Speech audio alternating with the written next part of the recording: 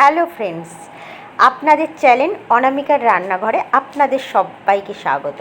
আজ আমি দেখুন সুজির একটা রেসিপি নিয়ে চলে এসেছি এবং খুব সাধারণ 1 কাপ সুজিতে পুরো পরিবারের হয়ে যাবে এই রেসিপিটা।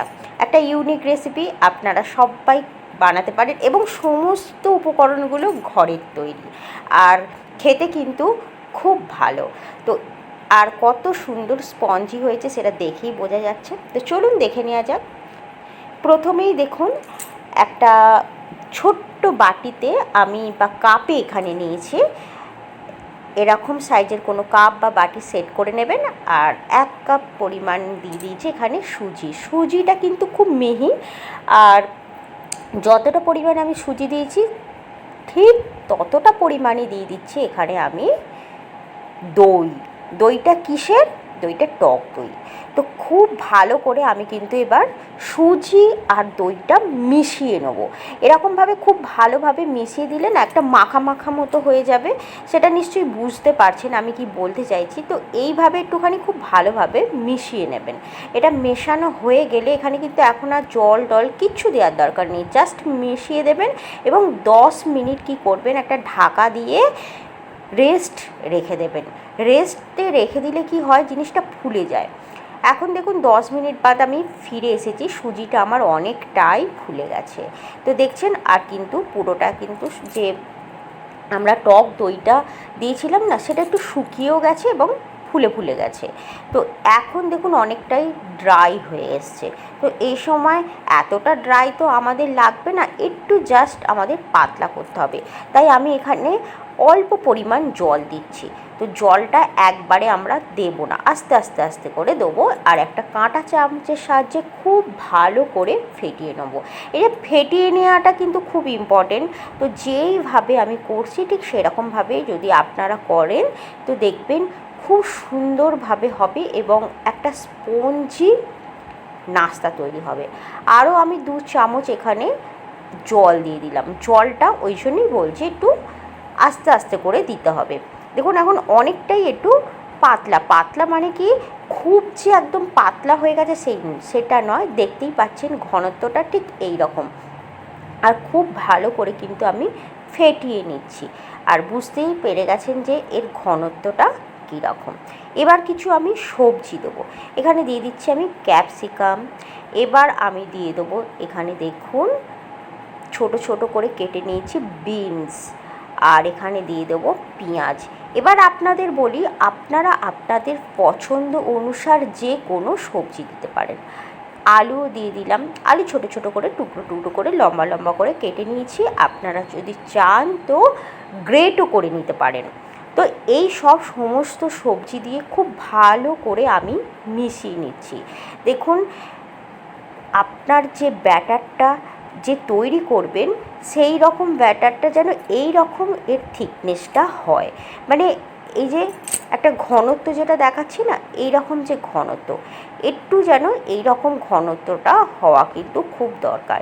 এবার এখানে বলি, কাঁচা লঙ্কা আপনারা দিতে পারেন, কিন্তু আমি এখানে কাঁচা লঙ্কার বদলে একটু মানে গুঁড়িয়ে নিয়েছি, অল্প একটু গুঁড়িয়ে নিয়েছি একটা লঙ্কাকে এইভাবে দিয়ে দিলাম। এটা লঙ্কাটা একটু ঝাল ঝাল আছে, তো আপনারা চাইলে অবশ্যই কাঁচা লঙ্কা দিতে পারেন। আবার খুব ভালো করে এখানে মিশিয়ে দিচ্ছি। এবার আপনাদের বলি, এখানে দিয়ে দিলাম নুন।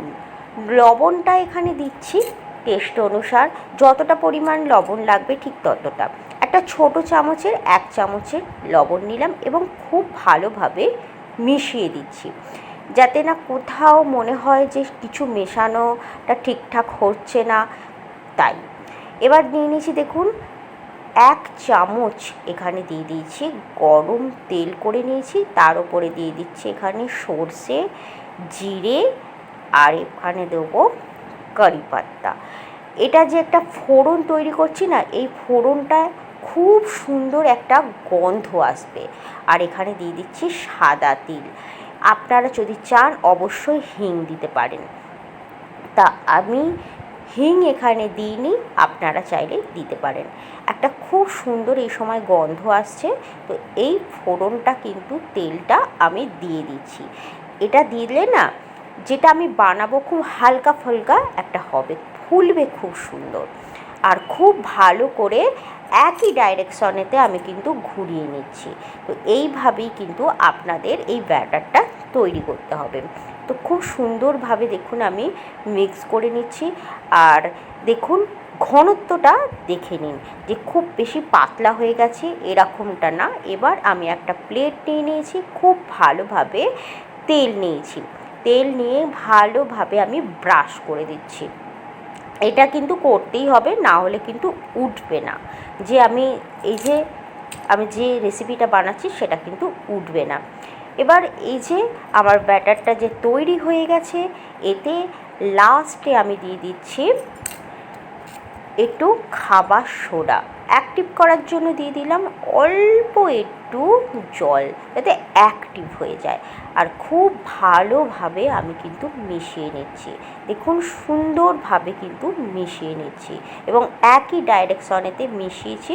এবার আস্তে করে এখানে সম্পূর্ণটা আমি ঢেলে দেব, কারণ বেশিক্ষণ রাখলে চলবে না। যেহেতু আমি খাবার সোডাটা দিয়ে দিয়েছি, তাই আমাকে আর বেশিক্ষণ রাখলে হবে না। আর কাঁটা চামচের সাহায্যে খুব ভালোভাবে আমি চাড়িয়ে দিচ্ছি এবং একটা চামচ নিয়ে নিয়েছি, সমস্ত ব্যাটারটা আমি প্লেটের মধ্যে দিয়ে দিচ্ছি।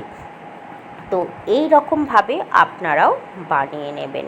রেসিপিটা যদি আপনাদের এতটুকুও ভালো লেগে থাকে তো প্লিজ লাইক করবেন, চ্যানেলটাকে প্লিজ সাবস্ক্রাইব করে নেবেন এবং পাশে থাকা বেল আইকনটি অবশ্যই প্রেস করে নেবেন। এবার দেখুন আগে থেকেই কিন্তু আমি জল গরম একটা কড়াইতে বসিয়ে রেখে দিয়েছিলাম।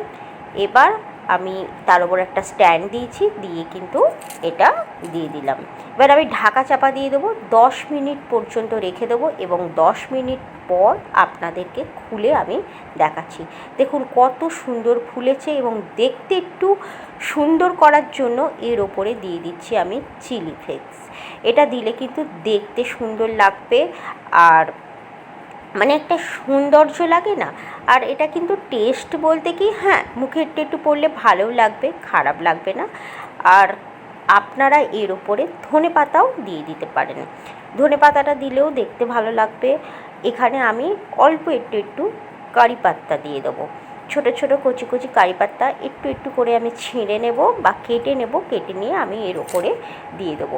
এটা একটু জাস্ট লুক আসার জন্য, দেখতে ভালো লাগার জন্য, সুন্দর লাগবে। তারপরে আমি একটু 2-3 মিনিট আমি ঢাকা চাপা দিয়ে রেখে দেবো। 2 মিনিটের পর দেখুন আমি ফিরে এসেছি, খুব সুন্দরভাবে দেখছেন ফুলে উঠেছে এবং কোথাও কাঁচাটা নেই, সেটা আপনাদেরকে আমি দেখিয়ে দিচ্ছি। দেখুন খুব সুন্দর। এখানে কিন্তু আমি ফ্রিজে রেখে দিয়েছিলাম একটু 2-3 মিনিটের জন্য, যাতে খুব ভালোভাবে ঠান্ডা হয়ে যায় এবং ঠান্ডা করার পর এটা দেখুন নিজে নিজেই খুলে যাচ্ছে, কোনো অসুবিধা হবে না, এটা আপনি খুলে যাবে। একটু 2-3 মিনিটের জন্য ফ্রিজে রেখে দেবেন, ঠান্ডা হয়ে গেলেই আপনি খুলে যাবে। এবার যে কোনোভাবে আপনারা শেপ দিতে পারেন, আমি একটু ট্রায়াঙ্গেল হিসেবেই শেপ দেবো, তাই আপনাদেরকে এই শেপটা দেখিয়ে দিচ্ছি। আপনারা হিসেবে মানে আপনারা যেরকম পছন্দ করবেন সেই হিসেবে আপনারা দেখুন। এবার দেখুন একটা প্লেটে আমি ট্রান্সফার করে নিয়েছি, কত সুন্দর ফুলেছে আপনাদেরকে দেখুন। আর স্পঞ্জিটা দেখলেই বুঝতে পারবেন, দেখুন কেকের মতো পুরো স্পঞ্জি হয়েছে। তো এই রকম নাস্তা চটজলদি বানিয়ে নিতে পারবেন, বাচ্চাদের টিফিনে দিতে পারবেন। আর এটা যদি চাই অবশ্যই একটু ফ্রাই করে নিতে পারেন, তো আমি বলবো ফ্রাই করার দরকার নেই, খুব সুন্দর দেখতে লাগছে। আর এইভাবে নাস্তা বানিয়ে আমাকে অবশ্যই কমেন্ট করবেন যে নাস্তাটা খেতে কীরকম লেগেছিল। এবার ভিডিওটা তো আমি আর বেশি বড় করব না, আপনারা দেখে নিয়ে পুরো রেসিপিটা দেখে নেবেন আর ভালোভাবে বানিয়ে নেবেন। দেখা হবে নেক্সট ভিডিওর সাথে। তো ততক্ষণ পর্যন্ত আপনারা অপেক্ষা করুন। আর এটা আপনারা টমেটো কেচাপের সাহায্যেও খেতে পারেন বা কোনো চাটনির সাহায্যে। তো ধন্যবাদ।